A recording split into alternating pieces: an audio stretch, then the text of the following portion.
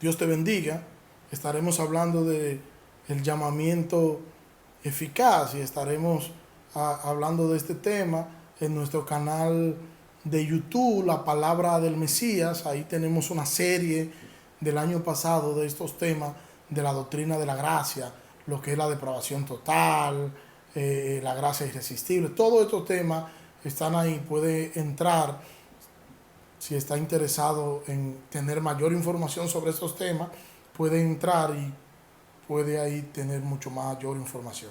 Efesios capítulo 5, permítanme leer algunos versículos. Efesios capítulo 2, algunos versículos, desde el versículo 1. En cuanto a vosotros estabais muertos en vuestros delitos y pecados, en los cuales anduvisteis en otro tiempo, conforme a la corriente de este mundo y al príncipe de la potestad del aire, el espíritu que ahora actúan los hijos de desobediencia. En otro tiempo, todos nosotros vivimos entre ellos en la pasión de nuestra carne, haciendo la voluntad de la carne y de la mente, y por naturaleza éramos hijos de ira, lo mismo que los demás. Pero Dios, quien es rico en misericordia, a causa del gran amor con que nos amó, aun estando nosotros muertos en delitos, nos dio vida juntamente con Cristo. Por gracia sois salvos.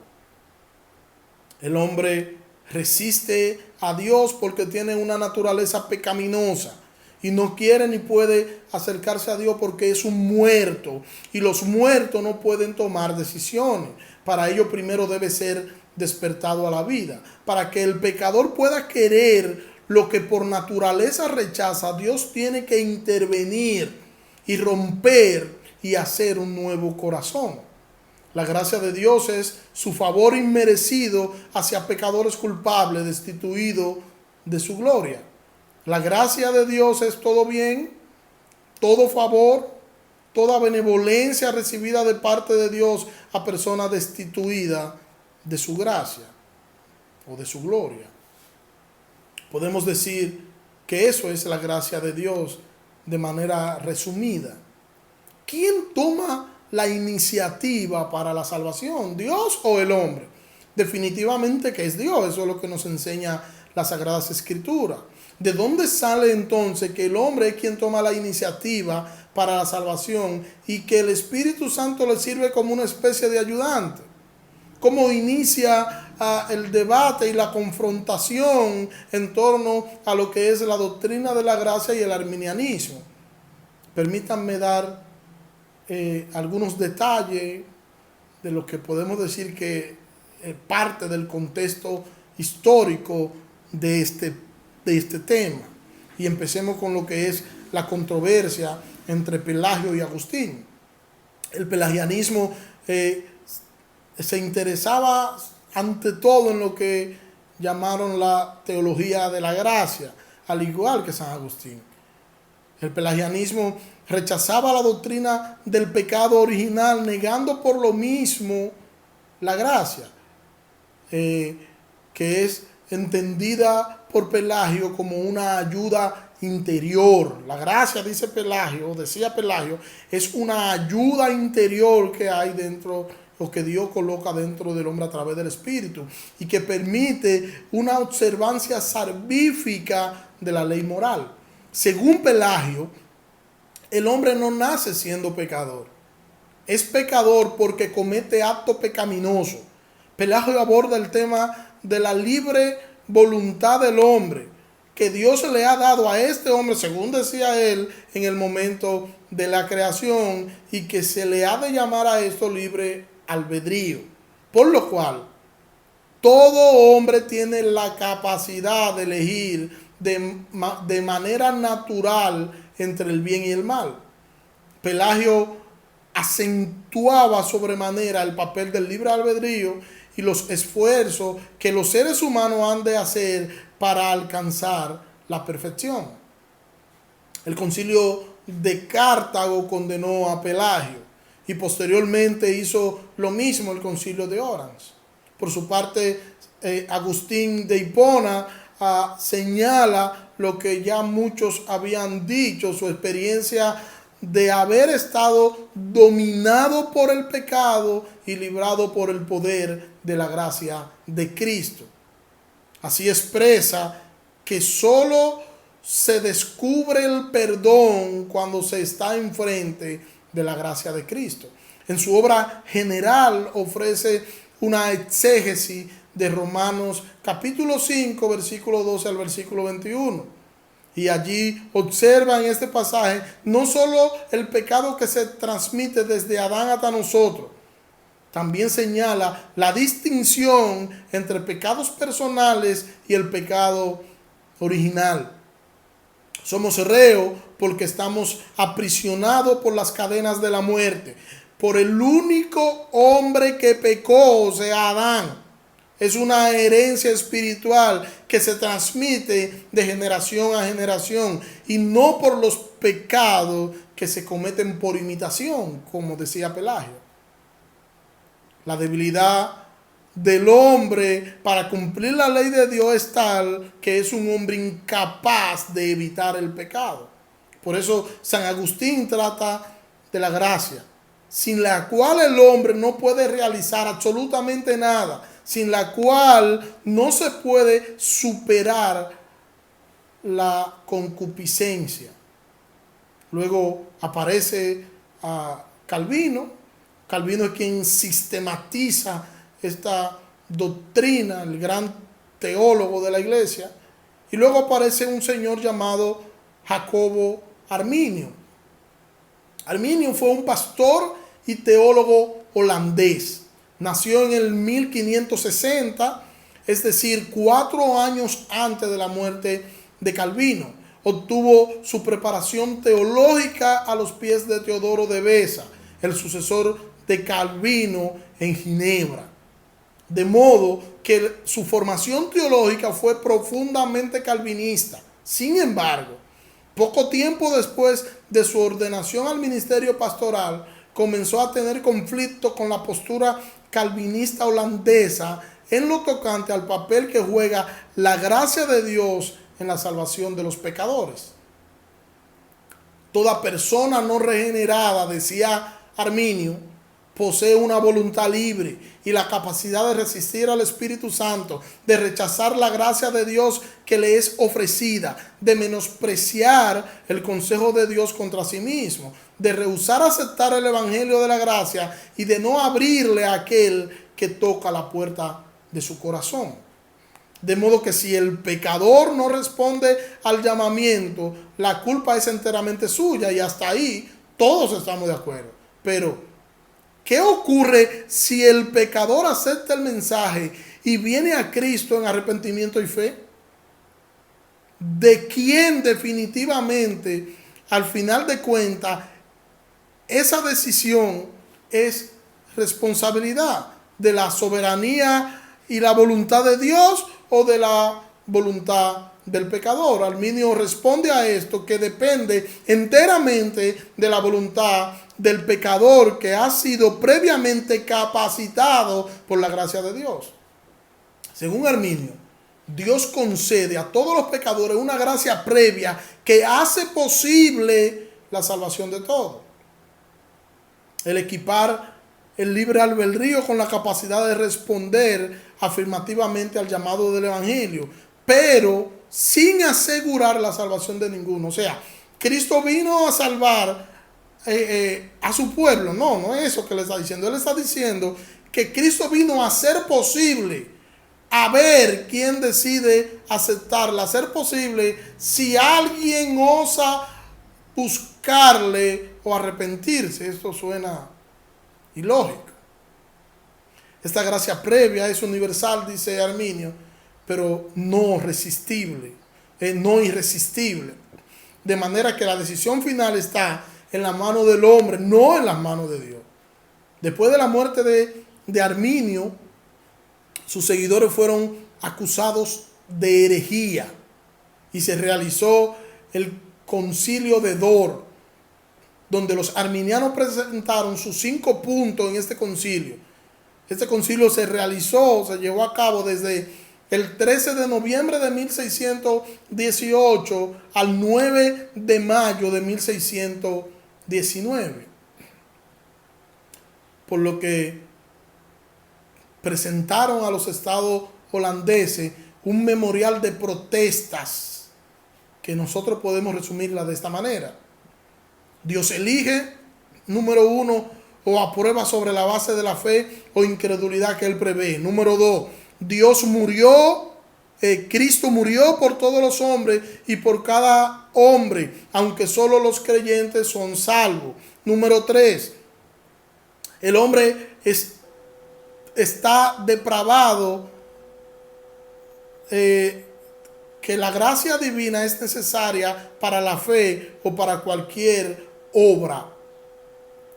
Número 4, esta gracia puede ser resistida. Y número 5, en lo tocante a si una persona en verdad regenerada ciertamente persevera en la fe, es necesario mayor estudio. Pero más adelante, este último artículo fue alterado, y definitivamente ellos enseñaron que un creyente verdadero, regenerado, podía perder la salvación y con ello perderlo todo.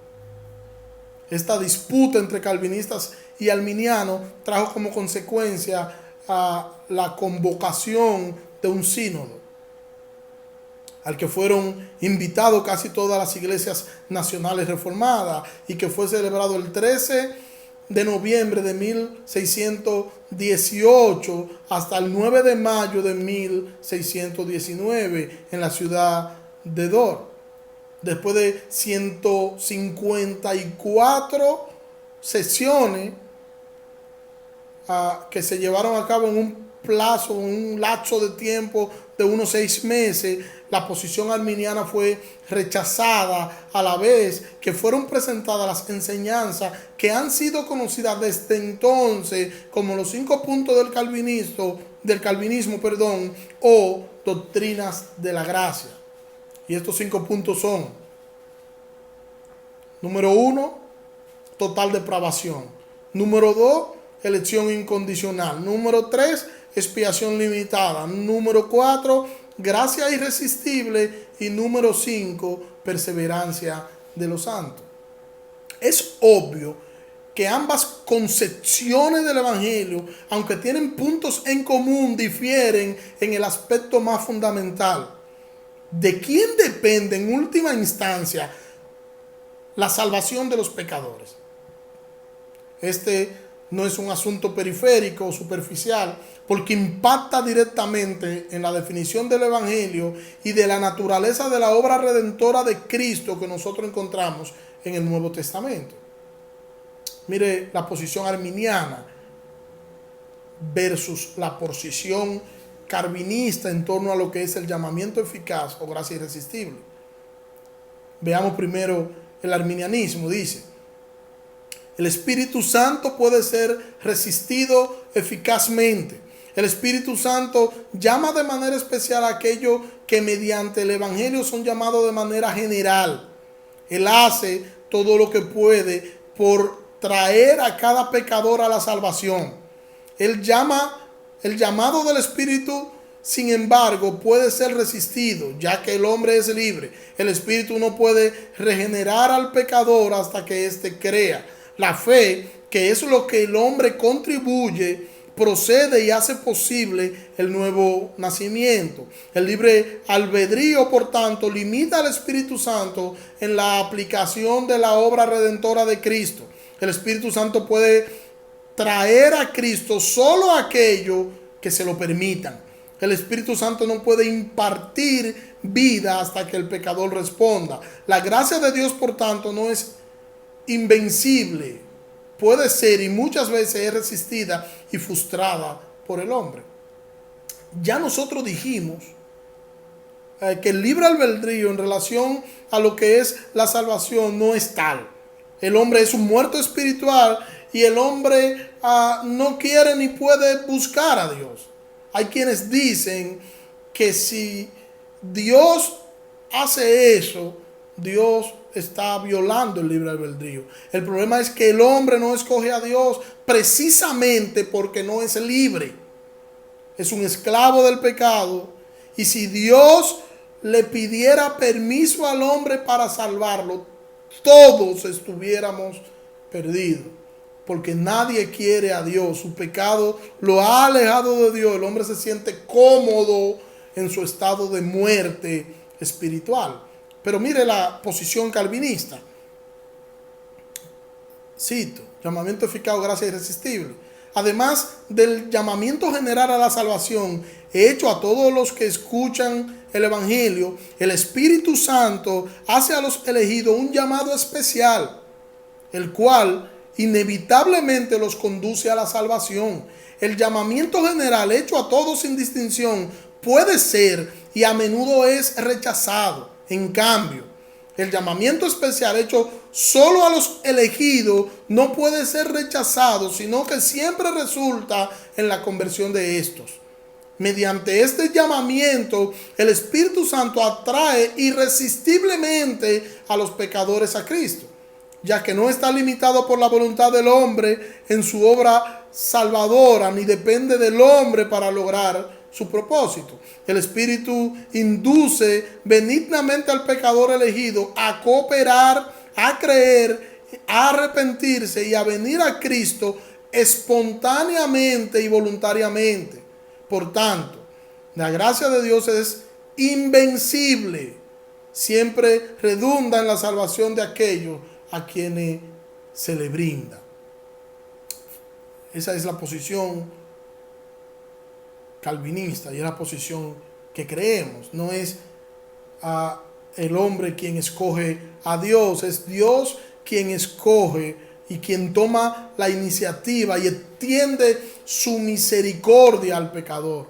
La salvación nunca podrá ser por la iniciativa humana. La salvación depende única y exclusivamente de la soberanía y de la gracia de nuestro Salvador. Permítanme citar a Piper. John Piper dice, cito: la gracia irresistible se refiere específicamente a la obra soberana de Dios para vencer la rebelión de nuestros corazones y darnos fe en Cristo para que podamos ser salvos. Fin de la cita. Si la depravación del hombre es total, si el hombre está muerto en sus delitos y en sus pecados, entonces nosotros podemos decir que solo la gracia irresistible de Dios que vence nuestra rebelión nos hace vivir. Entonces el Espíritu Santo no viene al pecador como un ayudante para que éste pueda creer. El Espíritu Santo tiene que cambiar el corazón de piedra de este pecador por un corazón de carne. Y así, y solo así, este hombre desea a Dios. Es cuando él es verdaderamente libre, es cuando puede elegir amar a Dios. Pero ya Dios ha hecho un trabajo en el corazón de este hombre para que este hombre pueda creer. Dios tiene que cambiar la naturaleza del hombre para que éste pueda despertar a la vida. El Espíritu Santo es quien le da vida a los huesos secos y le da tendones a la piel. Es Él quien lo hace. Es el Padre quien nos atrae de manera irresistible a sí mismo. Y tiene que ser así, porque si no, estaríamos nosotros muertos. Él es quien nos da la vida. Porque si Él nos preguntara a nosotros, todos estaríamos perdidos, porque nadie quisiera venir. Es el Padre quien nos atrae a sí mismo de manera irresistible. Juan 6:44, nadie puede venir a mí a menos que el Padre que me envió lo traiga y yo lo resucitaré en el día final. Juan 3, versículo 27, Jesús respondió y dijo: ningún hombre puede recibir nada menos que le haya sido dado del Padre. Y en Juan capítulo 6, versículo 27, mis ovejas oyen mi voz y yo la conozco y me siguen, yo les doy vida eterna y no perecerán jamás, ni nadie me la arrebatará de mi mano. Usted me puede decir: pastor, pero yo no he escuchado la voz de Cristo. Claro que sí, porque tú has escuchado su palabra y su palabra es su voz. Los arminianos dicen que si es así, entonces Dios obliga al hombre. Pero no es que Dios obliga al hombre. La gracia irresistible nunca implica que Dios nos obligue a arrepentirnos, a creer o a seguir a Jesús en contra de nuestra voluntad. La gracia irresistible persuade al pecador para hacer lo que es razonablemente correcto. Primera carta a los Corintios, capítulo 1, versículo 22. Porque los judíos piden señal y los griegos buscan sabiduría. Pero nosotros predicamos a Cristo crucificado, para los judíos tropezadero y para los gentiles locura. Pero para los llamados, tanto judíos como griegos, Cristo es el poder de Dios y la sabiduría de Dios. Pablo se dirige a todos, tanto judíos como griegos, en lo que es o lo que conocemos como el llamado general. La salvación se ofrece a todos los hombres por igual y de manera imparcial, pero el hombre no escucha, el hombre no despierta. Es que el hombre es un ser muerto que no tiene vida y no puede ayudarse a sí mismo. Necesita que cambien su corazón, que le coloquen un corazón de carne, que lo devuelvan a la vida.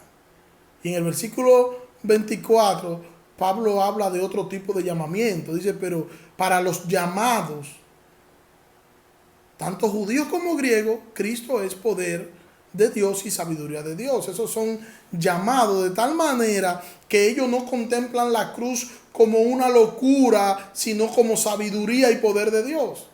Algo pasó, que de repente este hombre cambió su manera de pensar en cuanto a Cristo, y lo que le producía malestar ahora le produce gozo. Algo cambió y ese cambio lo produjo el Espíritu de Dios en el hombre, no el hombre él en sí mismo. Segunda carta a los Corintios, capítulo 4. Pero aún si nuestro evangelio está encubierto, entre los que se pierde está encubierto, pues el Dios de esta edad presente ha cegado el entendimiento de los incrédulos para que no les ilumine el resplandor del evangelio de la gloria de Cristo, quien es la imagen de Dios. Porque no nos predicamos a nosotros mismos, sino a Cristo Jesús como Señor y a nosotros como siervo vuestro, por causa de Jesús, porque el